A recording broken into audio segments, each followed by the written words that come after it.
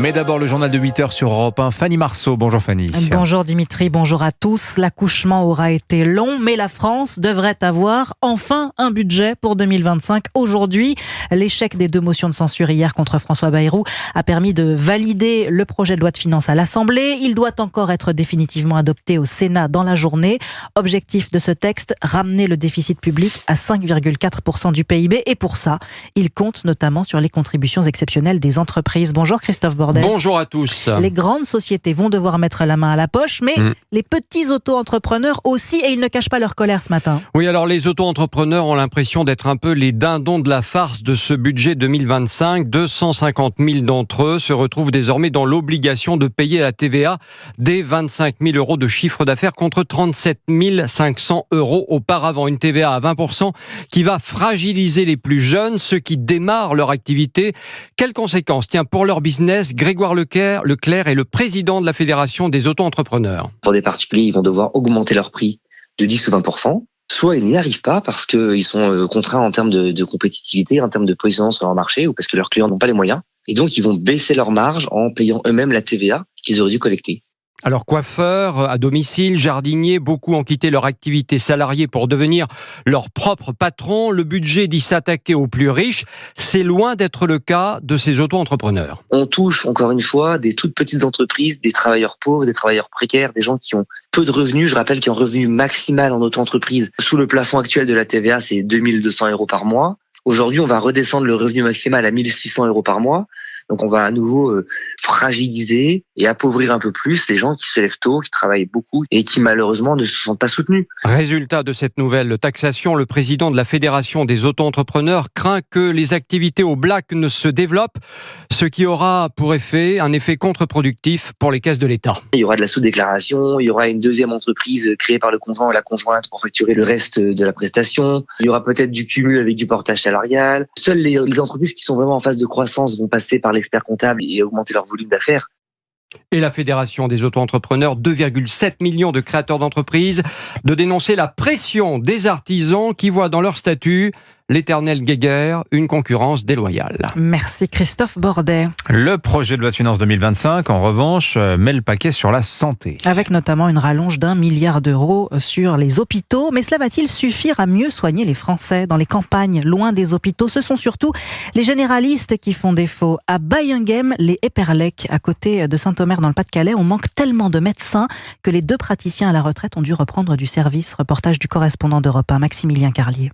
Je m'emmerdais, le mot est faible. Pierre-André Storm, 65 ans, tout sourire, reprend les consultations après seulement 4 mois de retraite. Quand on a fait ça pendant près de plus de 40 ans, ça manque un petit peu dès qu'on arrête. Ça donne de la culpabilité de savoir que plein de gens recherchent de quoi se soigner. Car je vois des patients en détresse, sans traitement, insiste-t-il. Une reprise à petite dose, selon ce médecin, terminer les journées à rallonge. Je finissais à 23h, minuit. Là, c'est fait pour de la médecine du 3e âge, c'est-à-dire qu'on a une secrétaire qui est là pour organiser les choses. Dernière consultation, 18h, 19h maximum. Une patientèle enchantée par ce retour. C'est mais si oui, je suis très heureuse, vous pouvez pas vous en faire une idée. Heureusement qu'il est revenu, c'est quelqu'un de bien. Ça devient des denrées rares, les docteurs dans les villages. Un jeune généraliste doit arriver d'ici la fin de l'année dans ce cabinet médical et y rester au moins pendant 40 ans, espèrent les patients et les médecins en fin de carrière. Bayinghem, les Éperlec, Maximilien Carlier, Europe 1. Il est 8h05. Venons-en à cette initiative diplomatique d'Emmanuel Macron. Le président a invité le président syrien par intérim, Ahmed Al-Sharai, chef du groupe islamiste HTC, donc à la tête de la coalition, venu à bout de Bachar al-Assad. Il l'a invité à venir en France dans les prochaines semaines. Oui, c'est ce qu'assure la présidence syrienne dans un communiqué expliquant que le chef de l'État aurait appelé son homologue syrien pour le féliciter après sa nomination. L'aurait donc invité en France et lui aurait exprimé son plein soutien à la phase de transition en Syrie, soulignant, je cite, les efforts de Paris pour lever les sanctions contre Damas. Et rappelons que le groupe HTC est toujours considéré comme organisation terroriste. L'actualité internationale, c'est aussi cette question ce matin. Le canal de Panama va-t-il être ou non gratuit pour les navires américains? Les États-Unis l'ont annoncé comme une victoire cette nuit, mais ce matin, l'autorité du canal dément. De nouveaux pourparlers sur le sujet doivent avoir lieu demain entre les gouvernements américains et panaméens. L'administration Trump qui mène ses échanges diplomatiques diplomatique au pas de charge. Ukraine, Moyen-Orient, Mexique, Canada, la méthode Trump est faite d'annonces tonitruantes, de coups de pression et de négociations, et forcé de constater qu'elle semble porter ses fruits, Wilfried de Villers. Loin des règles habituelles, Donald Trump, comme lors de son premier mandat, multiplie les coups d'éclat.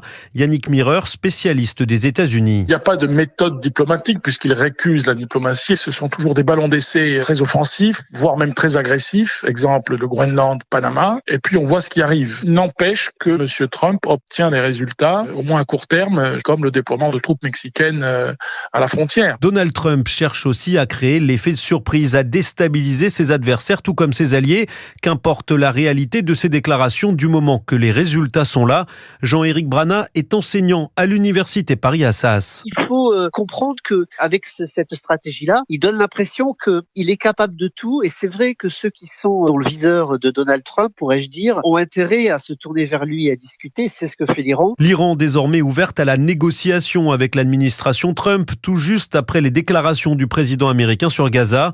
Se montrer menaçant mais toujours ouvert à la négociation, imposer la paix par la force. Voilà pour l'instant la teneur diplomatique des premières semaines du second mandat de Donald Trump. Wilfried de Villers. Vous écoutez Europe 1 matin, il est 8h07. Alors vous nous écoutez peut-être ce matin sur votre appli Europe 1, depuis votre téléphone portable, vous faites bien, mais c'est la seule exception que vous ferez aujourd'hui. Ah bah oui, pour le reste, c'est journée mondiale sans portable. On ignore les notifications, on coupe le son, on évite les réseaux sociaux et Candy Crush. Opération désintox pour la journée, car les smartphones sont une drogue, surtout pour les plus jeunes, ce qui crée des tensions à la maison, comme dans cette famille parisienne qu'a rencontré Alexis de la Fléchère. Reportage.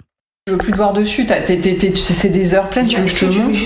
Chaque soir, c'est la même rengaine. Marie, mère de 2 enfants, se bat pour qu'Auguste, son fils de 14 ans, lâche son téléphone portable. On n'y arrive plus trop, quoi. C'est le soir, en semaine, mais le week-end, il a envie d'être sur son téléphone tout le temps, dès le réveil. Donc c'est un petit peu la négoce quotidienne, ouais. C'est un vrai sujet, en tout cas. Ah ouais, c'est une horreur, ça me pourrit la vie, c'est clair.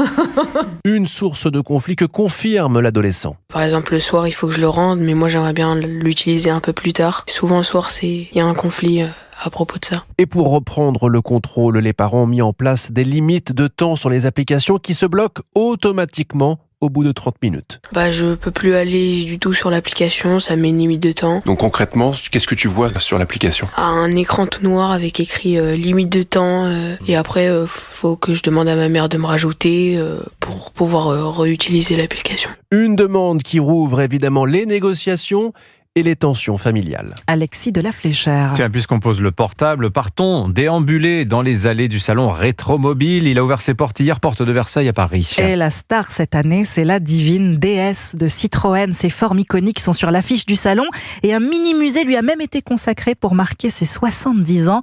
Un moment de joyeuse nostalgie pour les visiteurs. Reportage Aurélien Fleureau. Compliqué de trouver quelqu'un qui n'a pas un souvenir avec une DS. Beaucoup de nostalgie par rapport à mes parents, mes grands-parents. Mon père avait une DS, donc évidemment ça me parle. Sourire aux lèvres, René rajeuni de quelques décennies. Ma jeunesse. Vous avez eu une DS ? Pas moi, mais mon beau-père. Et ma femme était toujours malade à l'arrière parce que ça dansait trop pour elle. Ce n'est pas un stand sur lequel on tombe par hasard. Gino est venu de Niort. J'en ai eu 2, donc c'était une voiture fantastique. Ça fait plusieurs années que je veux venir à Rétromobile, mais le fait que ça soit la DS, ça m'a incité vraiment à venir. André possède une DS Break dans sa collection. Pour lui, c'est une voiture incomparable. C'est quand même une voiture mythique parce que technologiquement, c'est le premier véhicule à être doté des suspensions hydrauliques. Particulier dans l'histoire de l'automobile française. Personnellement, en termes de souvenirs, la petite pédale de frein qui n'est pas une pédale, qui est un petit champignon, à peine on appuie dessus, on s'arrête, ou presque. 2 modèles attirent particulièrement les regards et les appareils photo. La DS avec des ballons orange en guise de pneus et le splendide cabriolet de 1961. Aurélien Fleureau. Merci Fanny Marceau, c'était votre journal.